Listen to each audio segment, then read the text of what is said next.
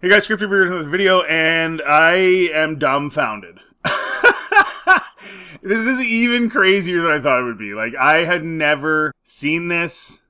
And it's so funny because this kind of full circles so many of my videos lately, and so many of the topics kind of converging into one, and how it relates to how Disney has handled the sequels, how they've handled Star Wars. We just got, news that Sean Levy was basically given complete freedom to do whatever he wanted. And Kathy has chosen a select group of people that they're allowed to do whatever they want, right? Gilroy was one of them. Hedlund was one of them. Sean Levy's one of them. Rian Johnson was certainly one of them. Where, there's just no oversight. They're just allowed to do whatever they want. And then you have a guy like Mark Hamill, who played Luke Skywalker, who worked with George Lucas, who understood Lucas's story, who keeps in touch with George Lucas, who talked to George Lucas about what they were doing in the sequels. And they didn't listen to him either. It was just, Ryan, do whatever you want. So this is an excerpt from The Last Jedi, documentary, making of documentary. And the only reason I saw this is somebody posted this on Twitter. I think it's a very pro-Disney account that posted this on Twitter. And so I looked at it and I went, what? This is what he had in his... we kind of knew what he was thinking based on what we were seeing, but I thought maybe there'd be at least some nuanced explanation and not something that was, completely devoid of any Star Wars knowledgeability. And it's amazing because it's only a 1-minute video or whatever, but it delves into 3 or more topics in that very, very short period of time where you get this clear, concise, this is what I thought about the galaxy, about Luke Skywalker, about the Force. It is a disaster.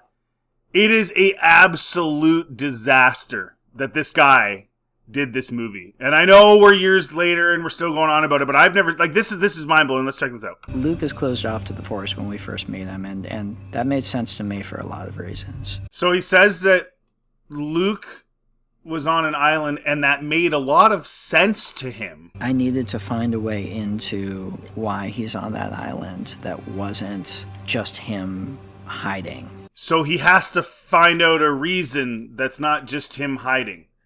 Well, if it makes a lot of sense to you, you'd think you'd have a reason. Clearly, it didn't make sense to you. Something makes sense to you because you can rationalize it in your brain, right? It's I'm saying it makes sense to me because it makes sense to me because this. You don't say, it makes a lot of sense to me that thing is the way it is, but I got to figure out a way for it to make sense to me. This person made a Star Wars movie. What is going on? Oh, no. This is incredible. I can't even believe this. And you guys are probably looking at me like I'm an idiot because this has probably been out for years, this whatever documentary. I've never seen this. Oh, my gosh, Ryan. Come on. Come on. It makes so much sense to me, but I got to figure it out. That wasn't just him hiding and being a coward. Well, that's interesting because the thing you came up with was him thinking of killing his nephew because he saw visions of him doing bad things, and then because he tried to kill him or thought about killing him, it drove him away, and then he went and did said bad things. So your answer, your non-coward answer was make him cowardly and afraid of his nephew so that his nephew becomes evil. And he's a major contributor to him becoming evil. That's great. But what's funny is he doesn't actually mention that. And that's what I say. There's multiple layers here. And this is such a short little clip. But this is what he says. And it's reflected in the film as well. But I wanted to talk about the Kylo part because that's something he doesn't mention that is one of the reasons why Luke is there. So the thing that would make sense to me is if he's actually come to realize that the galaxy thinks it wants the Jedi back. Is that true? They think they want the Jedi back? Wait. So hold on. So when the Empire was ruling and all the Jedi were dead, we didn't hear anything about what the galaxy wanted. We did get the celebrations at the end of Jedi that the Empire had fallen. Okay, fair enough. So most people were not pro Empire. But now 30 years later, and we're into the New Republic, and now the galaxy wants them back? I don't know. I'm not saying they shouldn't want them back all the time, but I just find it weird that like 30 years later and it's peaceful and everything and people are worried about Jedi. The whole thing is bizarre. And this is the same guy who put the little thing at the end with the stable kids and the kids talking about what Luke Skywalker did with the walkers in The Last Jedi and all this. It's like, how would they even know? This is the same guy who somehow thought that those kids would know what happened between Luke, the 15 Resistance members, and a whole bunch of First Order guys. Who told those kids what happened? How would they even know? Doesn't even make any sense. How would they know? The Resistance went back to Canto Bight and told them? Like a stormtrooper that was there? A snow trooper on Crate that's not even a snow planet? He put snow troopers on Crate. One of the snow troopers went and told the kids? Like, this is the same guy. So yeah, that just doesn't make any sense. Like, the galaxy wants whatever. Like, no. Like, it was they were under the New Republic. I don't think that was a huge deal. It was 30 years later. But the Jedi have done nothing but add to the problems of the universe. See, this is how Rian Johnson sees Star Wars. He watched the prequels, and his big takeaway was that the Jedi caused nothing but problems. They've done nothing but add to the problem. This is the problem. I don't think you even understand Star Wars, bud, at all. So when Obi-Wan says to Luke in the original that there was 1,000 generations of peace, as the Jedi helped make that happen, your take was they caused nothing but problems, or all they did was add to the problems? Are you an idiot? And then you think about what Luke did? Like, what are you talking about? Like on Naboo, they're willing to face off against Sith Lords. But there's something about this that he says later, and this informs his entire Star Wars viewpoint. And there's people out there that have been sucked into this, and that's why he thinks this. But the idea that you're going to take the 6 films that George make, and your takeaway is that the Jedi caused... The Jedi did nothing but add to the problems because they had one guy get manipulated by Palpatine, right? Or because Palpatine was a master manipulator and he pulled the wool over their eyes. The idea that they were bad people because one guy was able to do that and one guy was able to manipulate Anakin. One Jedi falls to the dark side in how long? And they're bad? And they do nothing but add to the problem? Rian Johnson is so illiterate when it comes to Star Wars. This is mind-boggling. And he was allowed full creative control. He was allowed to do whatever he wanted.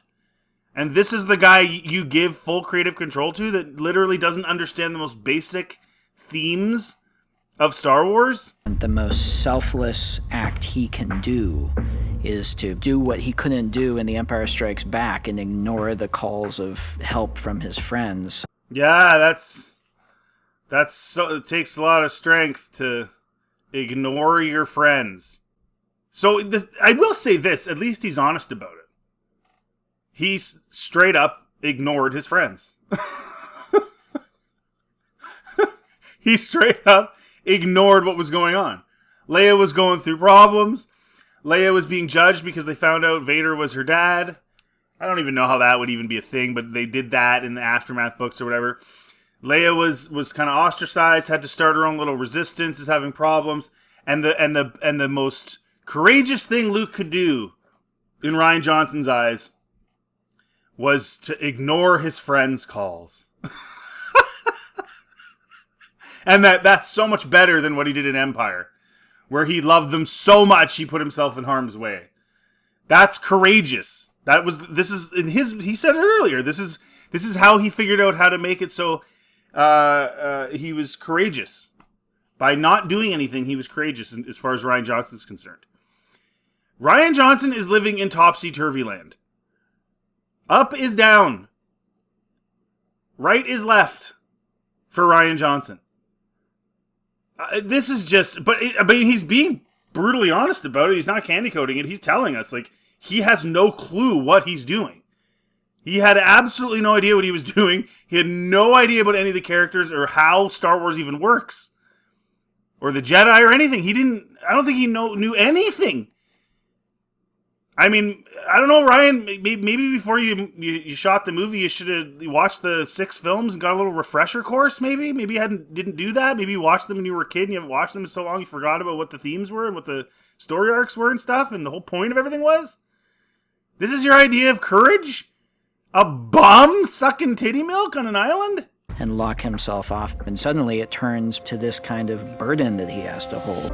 He would love to jump back in and help everybody, but he's realized that if he brings the Jedi back into this, then the Sith are going to rise up again, and the whole thing is going to start again. But there were Darksiders. Now, Ryan went out of his way to make sure they weren't, quote, Sith. They do everything Sith do. Snoke, Kylo Ren, they do everything Sith do. They have red lightsabers. They're totally power hungry. They only care about power and control, and Snoke shoots lightning. Everything Sith do, but they're not Sith. That was his way around that. But now you can see, and this is, again, talking to all my previous videos. All these themes are in my previous videos, where Snoke says, darkness rises, light to meet it, right? He's saying that if Luke gets involved, the Sith will automatically rise. And he's saying that's what Luke thinks. This was never a thing in George Lucas' Star Wars, guys. This is the Dave Filoni version of balance. I talked about it in my previous videos. This is Dave Filoni's balance in the Force, which is a more pagan form of it. I said in a previous video, George was Methodist growing up. I think that informed his view of the Force, where, you know, you don't go down the dark path, right? That's sort of the Christian worldview. You know, don't sin, right? That's how they think. Whereas in many other religions, right, we call them pagan religions, there is a yin and yang. There's a time to be bad and a time to be good, and well, it's all about balancing. And as long as your good outweighs your bad or whatever, you're okay. That's Dave Filoni and his wife. That's how they think. And so no, just because if Luke goes in there as an absolute massive master Jedi and just takes Snoke out. Like, you remember in The Mandalorian Season 2 when he goes onto the ship and he just deals with everything? He could have just done that. He could have just waltzed in, just like he did in Jabba's palace, just like he did in Mandalorian. He just waltzed in, killed Snoke, ended it, used the Force to, you know, incapacitate Kylo Ren in some way that was humane and nice and didn't hurt him. Take him out of there. And then what? New Sith are going to pop up because the Force has to have it balanced so the Star War never gets won by anybody and it goes on forever? That's not how the Force works. They are changing what Star Wars is. Whether it's Filoni, the story group, Pablo Hidalgo, Rian Johnson, they're doing everything they can to change it from what George made it. And it goes to the whole thing, like, listening to Rian Johnson in this little piece here, he sounds like a guy who didn't like Star Wars. And he's trying to change it into something he wants it to be. And I get those vibes from a lot of these people at Disney, that's their thing. It's not about making it what it was and continuing its legacy. It's about, we have to change it into something else. You know, one of the big ones is we have to make it more female-centric. Despite the fact that you bought the brand because you're a Disney princess brand and you wanted dudes, but whatever, you're dumb, so you wanted it more female-centric. Isn't technically the way Star Wars is. It's a more of a boy brand, always has been. Same with Marvel. Boys are allowed to have things too. We are. But that was the first thing, and then now it's everything. It's lore. It's how they perceive the Jedi. They all perceive the Jedi as bad because of one incident, one time where one guy and one other guy and this thing happened over 1,000 generations. That means the Jedi are bad. George Lucas spoke incessantly the opposite. Anakin was the exception to the rule. They were benevolent. They were good. Leslie Headland also viewed the Jedi this way that Rian Johnson does. Right? The way that they were portrayed in The Acolyte. The way that they're liars. Yoda's a liar. They cover things up. They're bad. That's not how George Lucas described the Jedi at all, at any point, ever. But that's how these people think of it.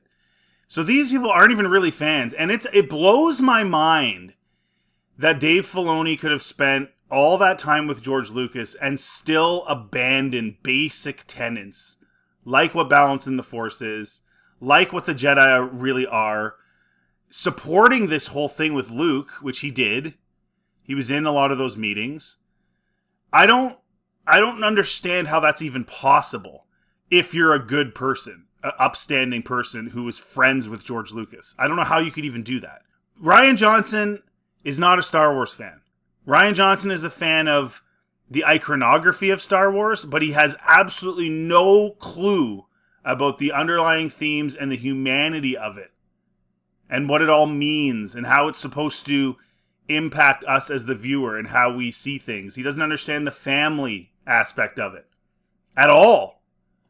I mean, these guys are so stupid, they made Rey a Palpatine. The whole thing was supposed to be about the family. That's what George said multiple times. It's a soap opera about the family. That's why in my rewrites, Rey is a Solo. Because you need to have the family dynamic. So I created a bit of a sibling rivalry between Ben and Rey. It's really Jason and Jaina. Whatever. The names don't really matter. But they just had absolutely no clue what they were doing. And Rian Johnson, in a 1-minute clip, encapsulates the entire thing right there. Just a complete warped view of what Star Wars is. I guess was now. Anyways, I had never seen this. My mind is blown. Let me know in the comment section what you think. If you like this content, please like and subscribe. It always helps the channel. Feel free to check anything else on my channel. Have yourselves a really good day.